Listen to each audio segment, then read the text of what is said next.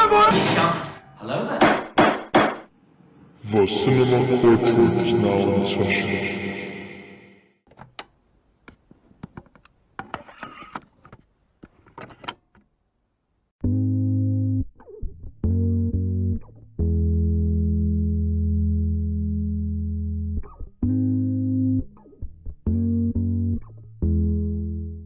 Ladies and gentlemen of the jury, welcome to the Cinema Courtroom Show, a podcast where your favorite blockbusters await trial right here with your host and galactic judge, Makram Mark.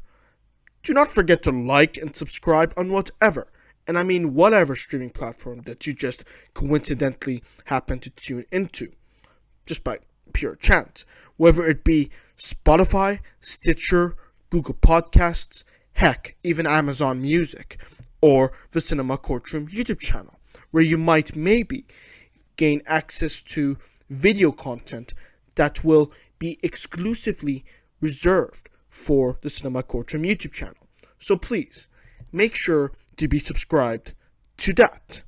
Because listen, every click on the icon counts. So why not ring the notification bell so its chimes can be heard loud and clear in the interwebs, and share this podcast with your friends, family, cat, dog, pigeon, whomever. We do not discriminate. Now, without further ado, let us begin with our review topic: Zack Snyder's Man of Steel. Did it hurt you? You know they can't. It's not what I meant. I meant, are you all right? I wanted to hit that kid. I wanted to hit him so bad. I know you did. I mean, part of me even wanted you to, but then what?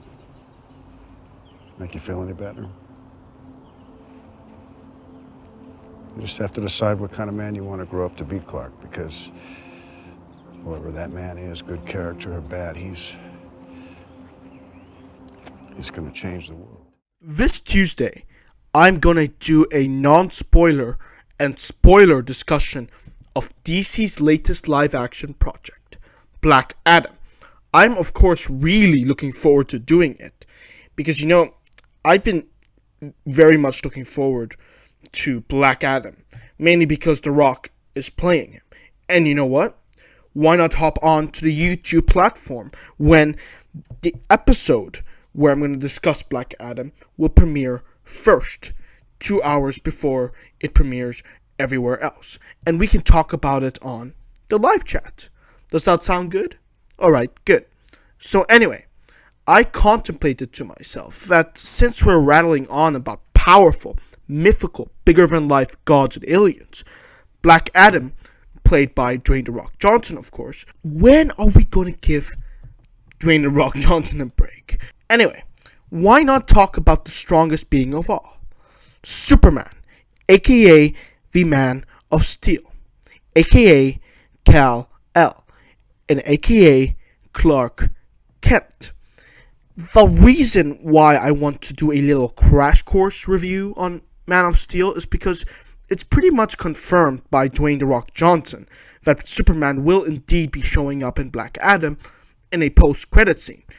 Regardless, and if he doesn't, well, look who's going to end up eating their words later, because I'm even going to be talking about Superman appearing in Black Adam later on in the post-sentencing hearing of this podcast at great length. Keep listening in for that. Now that I've given you the context for this Man of Steel review and why we're doing it for this episode, let us just jump straight to it, because time is of the essence here. Man of Steel is a movie that I would like to define with the following elements: the plot, music, the action and cinematography, and how Man of Steel compares to other iterations of Superman. Before I get into all of that jazz, it is imperative for the listeners of this podcast and the average moviegoer who hasn't viewed Man of Steel, whether it be for rent, DVD, or cinema, to know that while this Man of Steel movie is a Superman origin story in its own right, what Man of Steel does that is different to other Superman pictures is that it alternates between the past and future timeline, because Clark is still assimilating about the source of his abilities, where those abilities came from, how he's able to fly and shoot lasers, the repercussions associated with, let's say, the US government, or maybe even foreign nationals that it's going to, discover that the United States is harboring a formidable alien. And what if those people learn of Superman's very existence? What's going to happen then? Another thing, there is also that prologue which spells out the road that Kal-El clutched in order for him to land on our planet Earth. This is why I want to first talk about the plot for Man of Steel. Are you cool with that? Alright, great. First things first. If I were to summarize the plot for Man of Steel in a short sentence, it would be the progression of not only mankind, but also both the projection and progression even of mankind's perception of the universe onto an alien. What I mean by that is that the world and setting that the Man of Steel is set in is bleak, disorientated in their belief systems, and struggling with whether or not a being like Superman would make an impact to all of our economies. If Superman were to show up in our planet today, I'm not just talking about money that has to be invested in contingency plans and military defenses. I am talking the economy in terms of religion. Maybe you're an atheist or theist, Buddhist, whatever. But what happens if a superpowered alien showed up from another planet and our belief systems end up not being compatible with Superman's existence? Nay, if it isn't able to justify the presence of Superman himself. Yet Man of Steel, through its expanding plot, manages to relate Superman and his origin story to us as Homo sapiens. For instance, in the prologue for Man of Steel, even though it does happen on a foreign planet with primitive beings, the Kryptonians make the same mistakes that our planet's governments recklessly do all the time. And there's no denying that we might either be complicit or are directly involved in environmental recklessness altogether at one point or another. Ever threw a soda can out of your car window once? Don't lie and say that you've never done it, because I've definitely have. Like, these decisions is what contributed to the melting of Krypton's core. And I think it is a satisfying journey all around for the moviegoer to embark on in regards to soul searching, and for them to notice the parallels between Man of Steel's world through its riveting plot and nod to themselves and think, that makes sense. This Superman is like us. This Superman originated from a planet that is identical to ours. Superman is our hopes and dreams combined into a dude donning a comic book costume with a cape. Another thing before I move on to talk about music and score, just as there are similarities between Krypton and Earth when it comes to mistreating the environment, I want to also take care to mention the concept of biological breeding and how General Zod opposed Jor-El's decision to conceive his son the traditional way. Because in case you're unaware about how Krypton works in both live action and the comics, Man of Steel goes into this in some depth as well. But the Kryptonians' DNA are programmed to their certain attributes, and therefore they have limited free will. Of their instincts, behavior, they're mostly confined to whatever they've, what's ever chosen for the DNA. What made Kal-El, Superman, stand out in, a planet like Krypton is that he was actually conceived by his parents on Krypton. He wasn't artificially grown. So anyway, in our world today, there are scientists, and whether or not you agree with it is besides the point, who are trying to come up with ways to clone more living organisms, especially humans, eliminating the need for human reproduction altogether. And while Krypton and Earth science is not at all the same, the nuance of how one should be born, whether it be the old-fashioned way or cloning, is definitely vibrant in the Man of Steel plot, especially in the prologue section. Alright, I think that will suffice for the plot, because other than that, there's nothing more to say. let's talk about an element that I was absolutely impatient to get to about Man of Steel. The very soundtrack for Man of Steel. The score leaves the audience in wonderment. My favorite one is called What Are You Gonna Do When You're Not Saving the World? Which is where the audience gets to hear this quiet brass, and then it gets increasingly louder and motivational, which leads to the main theme of the movie. In my opinion, the music in Man of Steel is what makes it very special to me.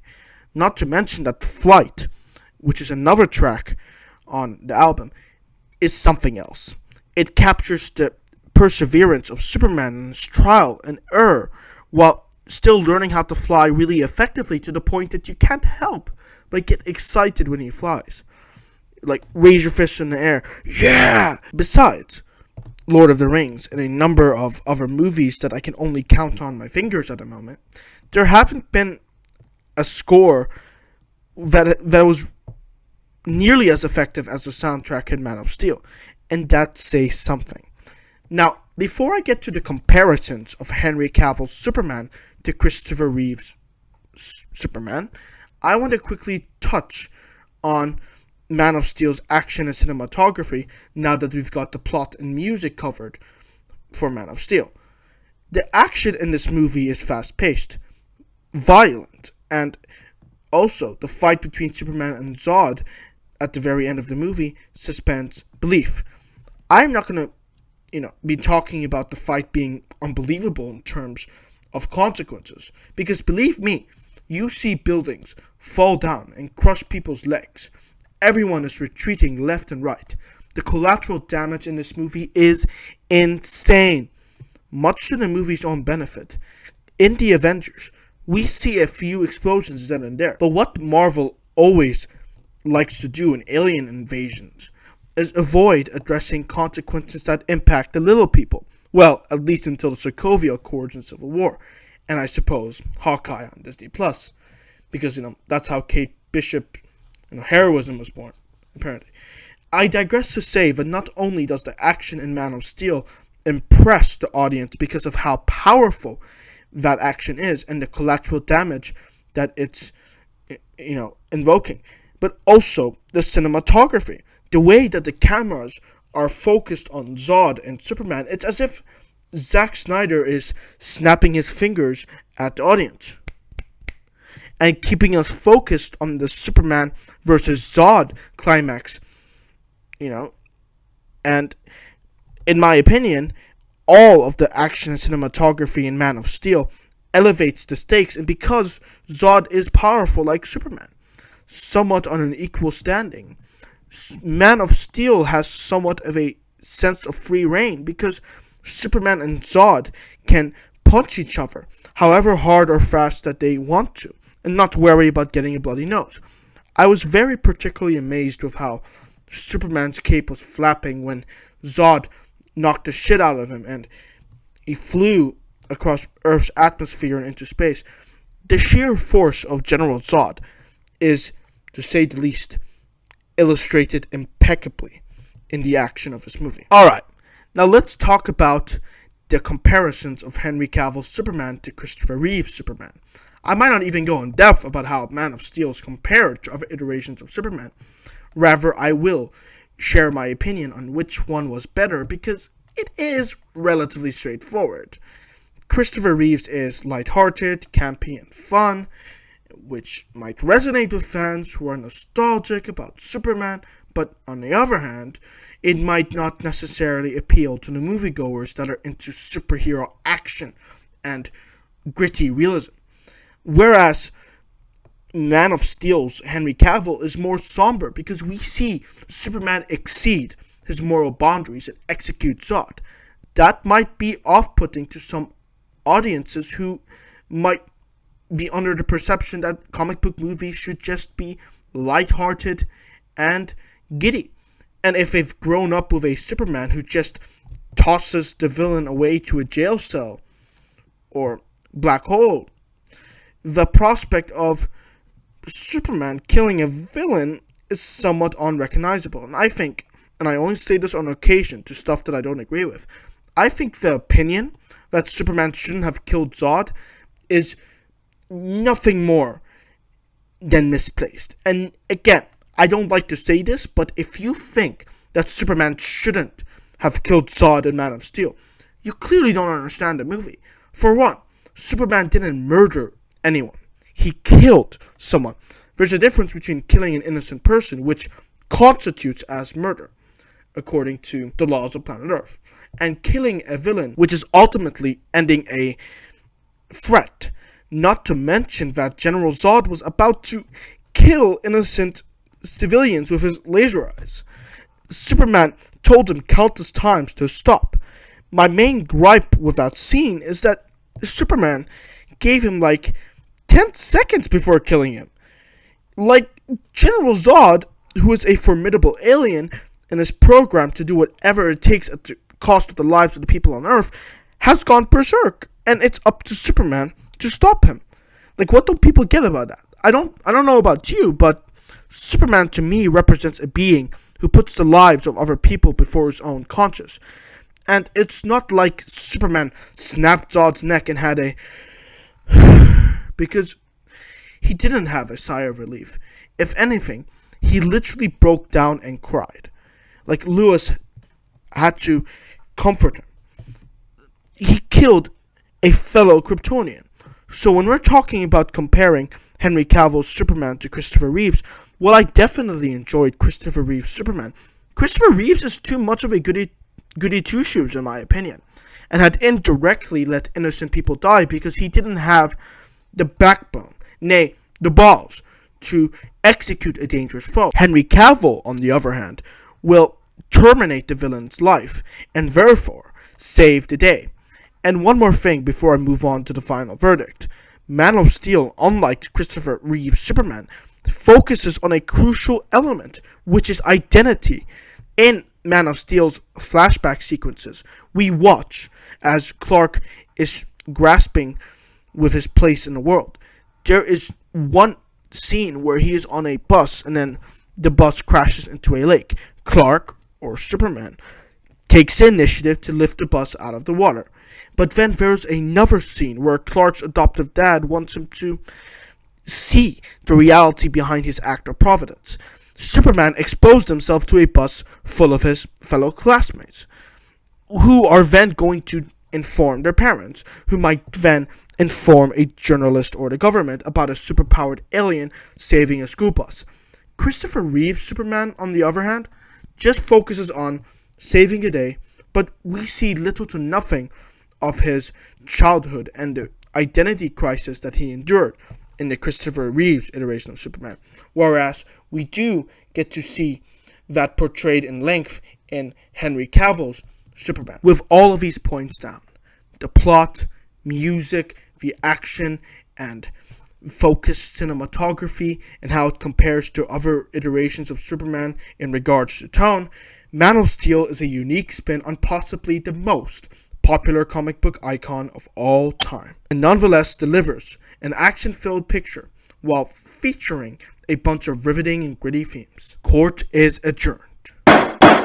You may be seated. And now we begin to approach the second half of the Cinema Courtroom show, which is the post-sentencing hearing.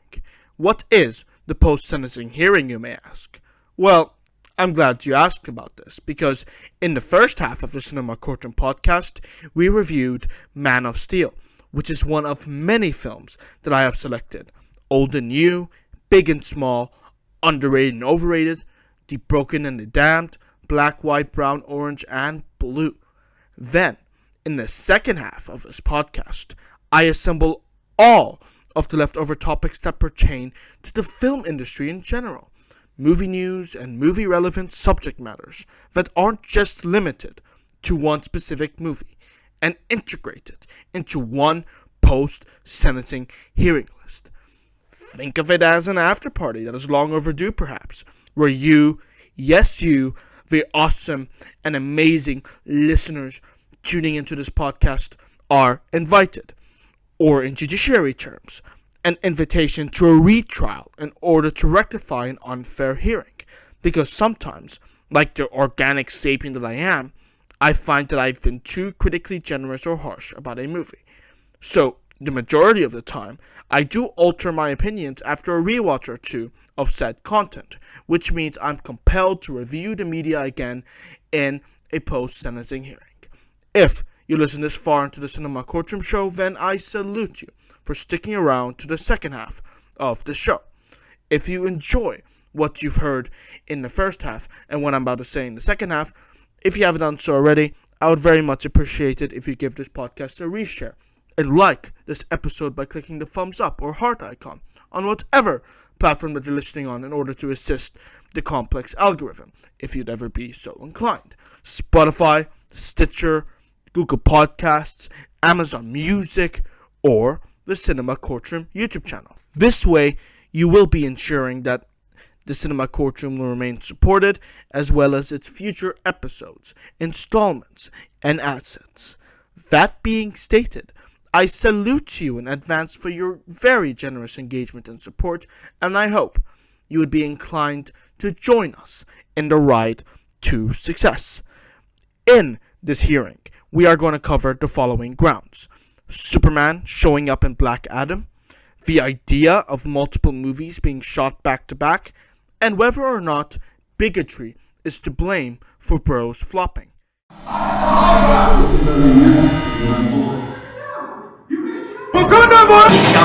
Hello there. So it turns out that Dwayne "The Rock" Johnson had just given confirmation that Superman will be making an appearance that audiences didn't get a chance to behold since the release of the Justice League movie. That's right, ladies and gentlemen. If we are to believe Dwayne "The Rock" Johnson's statement, Henry Cavill is reprising his role as Superman once again. By listening this far into the podcast, chances are you listen to my Man of Steel review. If not, I recommend that you do a little rewind and give it a listen. This information was revealed by The Rock directly, and I quote, "It was years. This was 6 years to get that done. We first started talking about this and they said, no. Now that leadership isn't there anymore, cause we usher a new era of DC Universe." Now, this is what The Rock has directly confirmed. Not my words, his. Or any scooper that sometimes they don't have a shred of credibility. But it was The Rock who flat out said that Superman is going to be in Black Adam. What hasn't really been confirmed is how exactly long that Superman's going to stick around in the DCEU, and what the exact terms and conditions of his return to the DC Extended Universe even is to begin with. Was it because, there was talks about increasing his salary, or were there any creative decisions that Henry Cavill and Warner Brothers had to mutually make an agreement about? We know that whatever they talked about behind the scenes, it wasn't in vain. It paid off. That's what we can gather from this confirmation of Superman being in Black Adam. And we also know that a new Superman movie is in the works with Henry Cavill as we speak. And we obviously know that Superman appears in Black Adam. However, it turns out that a Superman cameo being exhibited in Black Adam was none other than The Rock's idea to begin with. It almost makes you think, it's no wonder that The Rock is opening his mouth about this. I mean, think about it.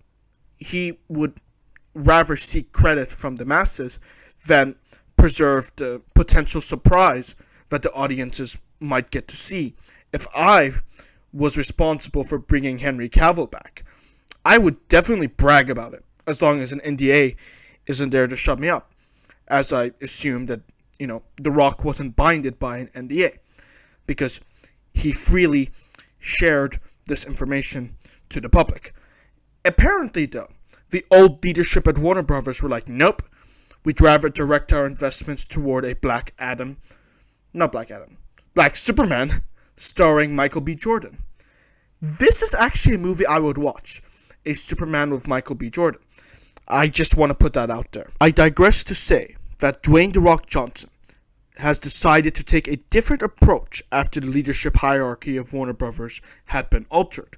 The Rock took the initiative to approach Michael D. Luca after what many reports had described to be a furious round of negotiating. Alas, they were able to film Henry Cavill reprising his role as Superman in a post-credit scene. This in itself is unprecedented, in my opinion, and makes me look forward to watching Dwayne "The Rock" Johnson in Black Adam. Because let me tell you, my top 3 expectations of Black Adam, one of them is centered on the performance of Dwayne "The Rock" Johnson.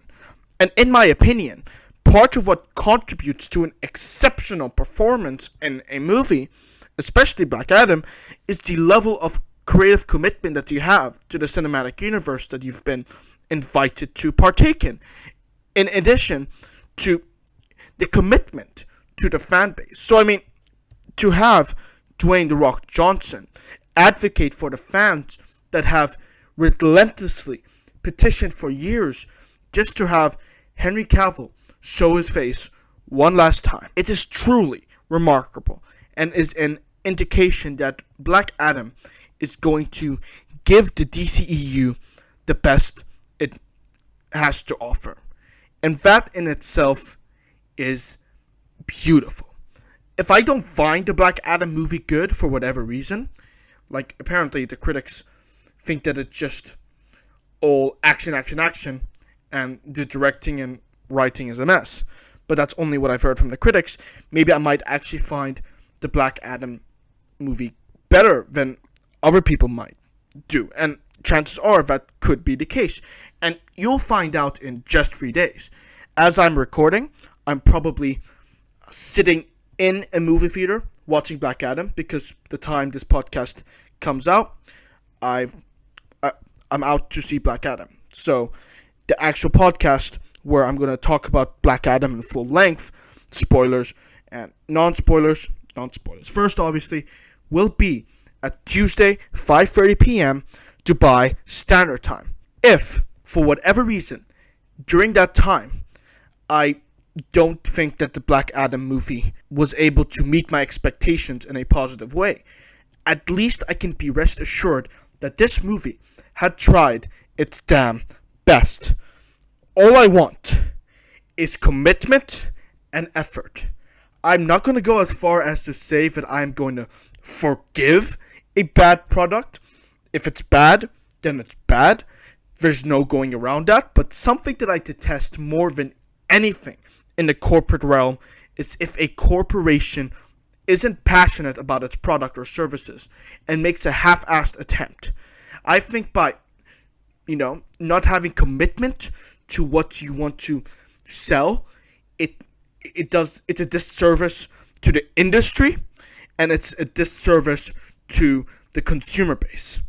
And I will not tolerate anything other than the amazing things that we've heard Dwayne "The Rock" Johnson do behind the scenes to enhance the quality of the movie that he's performing in. And I think this is one of those instances where an actor should take creative liberties and push an agenda that will uplift the DCEU and will make it on an equal standing with other comic book franchises. Because at the moment, the DCEU is a mess. If Black Adam is the captain that knocks the other movies back into check, then I am all for it. To sum all of this up, Superman in Black Adam has debunked the notion that Warner Bros. And Dwayne "The Rock" Johnson doesn't give a shit about the fan base, because they obviously do. Whether or not this movie is actually good or not good is besides the point. Right now, we have a first glance at the direction that they're going to have Superman take in the DCEU, starting with Black Adam. I have a question for the listeners tuning into this podcast. For one, how much are you really looking forward to my full review on Black Adam this Tuesday? Which I know that you're not going to miss, because I've been reminding you for weeks now. So, please, come to my party, I guess. I'm just kidding. But at least give my episode a listen when it comes out, because I've been promoting the shit out of it in case that you can't tell already. And my second and last question to you is, what do you think about the idea of Superman making an appearance in Black Adam? Do you think that Superman in Black Adam is just pointless fan service, or do you think that it might have wider implications for the DCEU franchise as a whole? Whatever it is that you think, let me know in the comment section below or at our Twitter inbox at Cinema Courtroom. I want to talk about an idea that has been discussed at great length in the film industry: shooting multiple movies back to back. Now, the rationale behind why I want to rattle on about this proposition of multiple movies being shot back to back together is mainly because I have been pondering lately about the live action Dune movie, and how Dune is supposed to be this grand start to a potentially rich and strong cinematic franchise, like Lord of the Rings, which I'm going to use as a prime example here in just a moment. I thought to myself, Dune is meant to be a two-part installment covering the dimensions of the first book, right? So shouldn't movies such as the likes of Dune, that is packed with complex lore and mythology, be shot back to back? It's only natural, right? But then I pondered on the uncertainty that this COVID-19 pandemic has wrought. Not many people were that eager to jump out of bed, buy a ticket when they're losing paycheck after paycheck because of unemployment, and sit in a theater which might potentially expose them to the coronavirus itself. As a result of that, chances were that Dune wasn't going to make the box office quota that they needed in order to justify the making of a sequel, which means that if Dune Part 1 and 2 got filmed together, there is always that likelihood that Part 1 will be a massive flop in the box office, rendering Part 2 an unjustified expense. At the same time, shooting multiple films back to back is more cost efficient, and here's why that is.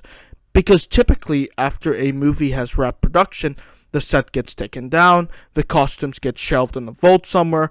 If the studio has, let's say, rented a location in Iowa, they have to give it back to the original owners of the plot in the location.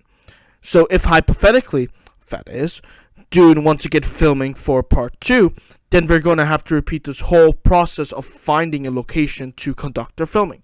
And chances are it might not be the exact same place where they filmed most of their scenes featured in the previous movie, likely the first installment. Therefore, they'll have to go somewhere new, and they're going to have to hire new costume designers in case they want to illustrate a new look for the character. Because, after all, it is still a sequel.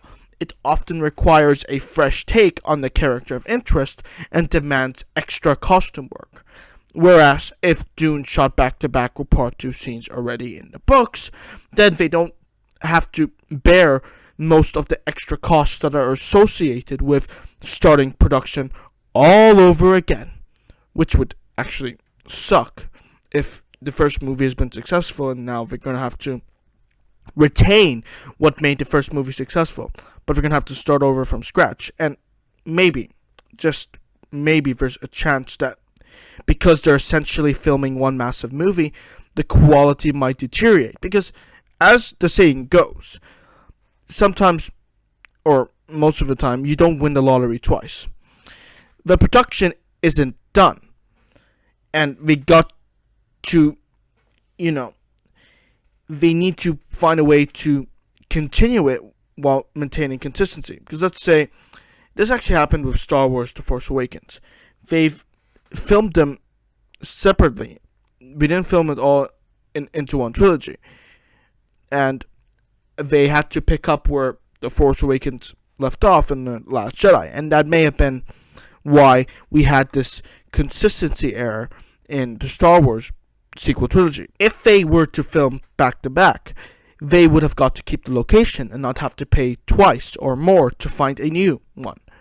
And they get to also design costumes well in advance for characters that need to look different, rather than end production in the first movie and then after 3 years, they call the designer and for whatever reasons he or she says something like, "Sorry, I'm not available."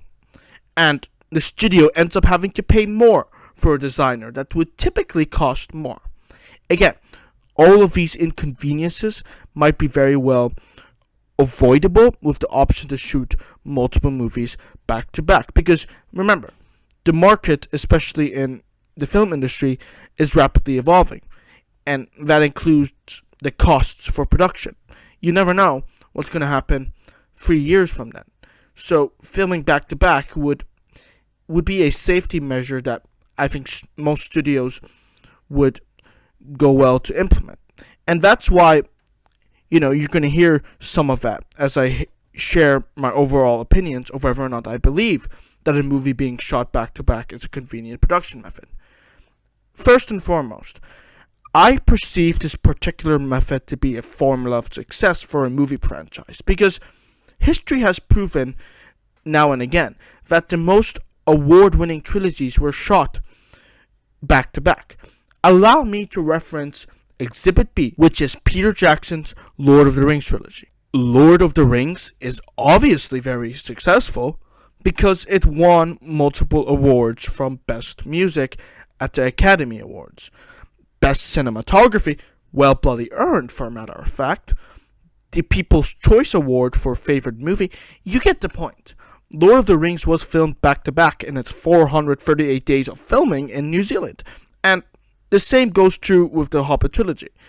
But I want to stick with Lord of the Rings as my primary example here, and because I want to re-emphasize again that shooting back to back for a movie is convenient, not only because of past history, but also the Lord of the Rings Fellowship of the Ring was luckily a hit. And when the first movie is a hit, it just happens to be that there have been 2 other movies pre-filmed. The studio is most probably then going to make a lot of bank because the sequel will come out as soon as the next year, resulting in increased market share, and increased market share is indeed always peachy for a studio to maintain first and foremost. Another thing I want to talk about when it comes to the advantage of shooting back to back. Actors, because believe it or not, they're human beings and not robots, they age over time. So shooting back to back will maintain the consistency in how, the wrinkles on an actor's skin would look. You know what I'm saying? I want to know what you're saying now about this topic. Therefore, I want to ask you this question. What are your opinions on whether or not a movie should be shot back to back? I mean, we've seen with the success of Lord of the Rings, the success it might bring for a studio. And you might maybe have seen the missed opportunity for Dune, because now it's going to have to keep people waiting for Dune Part 2 because they didn't shoot back to back. Anyway, are there other ways for a movie to be successful, or are you content with the filming production method being proposed here on this segment of the Cinema Courtroom Show? Whatever it is that you think, let me know in the comments section below or our Twitter inbox at Cinema Courtroom.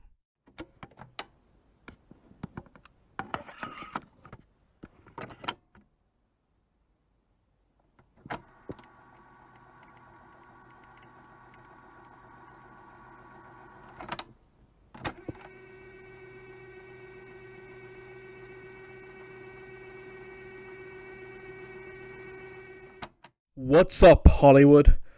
I don't want to take up much of your time because I'm aware of the fact that you're very busy. But let's say I want to make a project.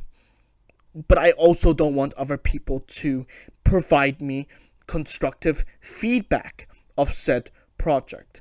And I want everyone to have only positive engagement with my movie on public forums, no matter what. Regardless of its level of quality, the lack of marketing campaigns, a blatantly obvious attempt to signal virtue toward more than half of the general audience. What should I do if people criticize my movie? Oh, so I cast minorities just because they're minorities, not because they are competent actors, and label honest movie critics as sexist, racist, or homophobic bigots because there happen to be cis white males reviewing the movie? Got it. Okay, guys. Let's get started. Ladies and gentlemen of the jury, welcome to the Critic Sphere of Hollywood 2022. It turns out that according to Billy Eichner, and to avoid misquoting the man, or however he wishes to identify himself within his own right, I want to read the actual thing that Billy Eichner said. Everyone who isn't a homophobic weirdo should go see Bros tonight.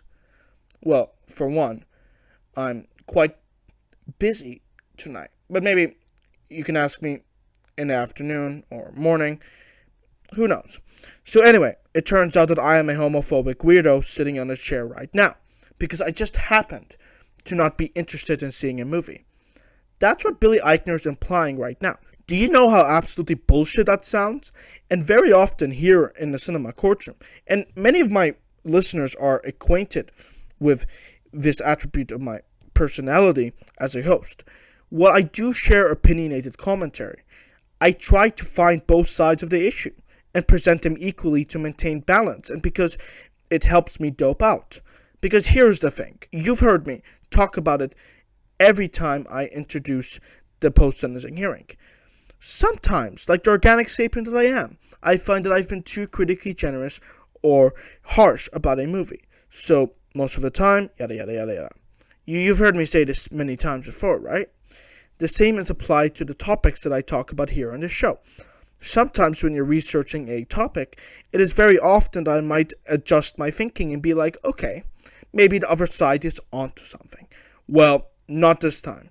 The truth is that to me, I don't see the other side of the issue where bigotry is being mindlessly blamed for the failure of one movie.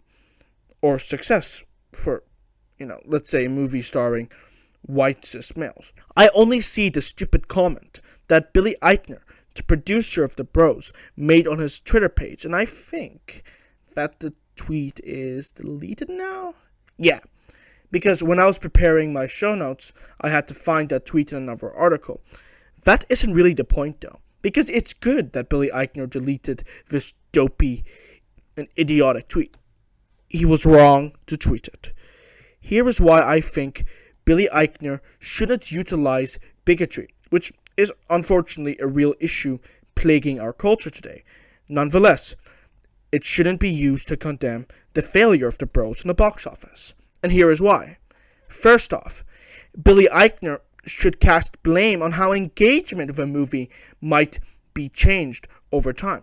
We are no longer living in an age of romantic comedies, which is what Bros is.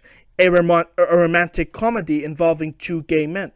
But the reality is, those movies don't perform well in the box office because the moviegoer isn't going to book a ticket to see a rom-com in the cinema.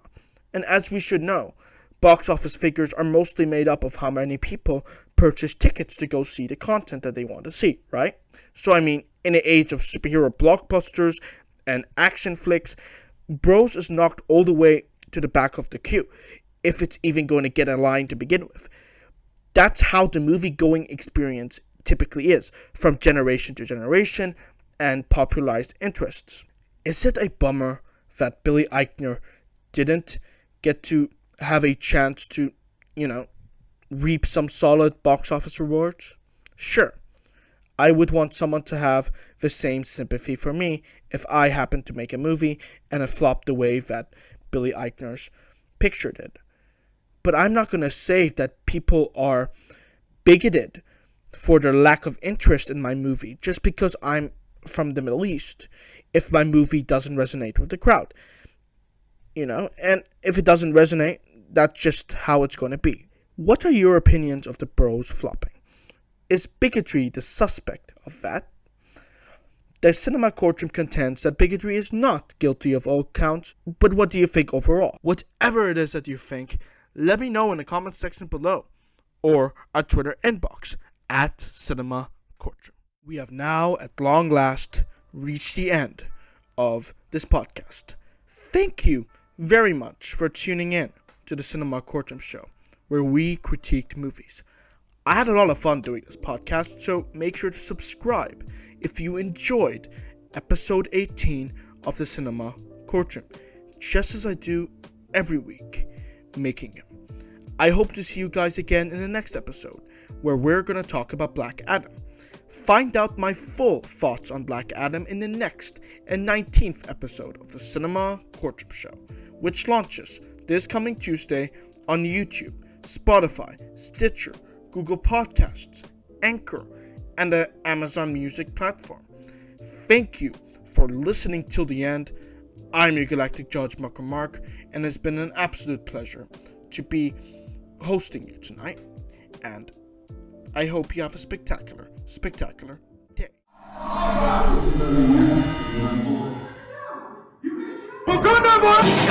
Hello there. Court is now dismissed.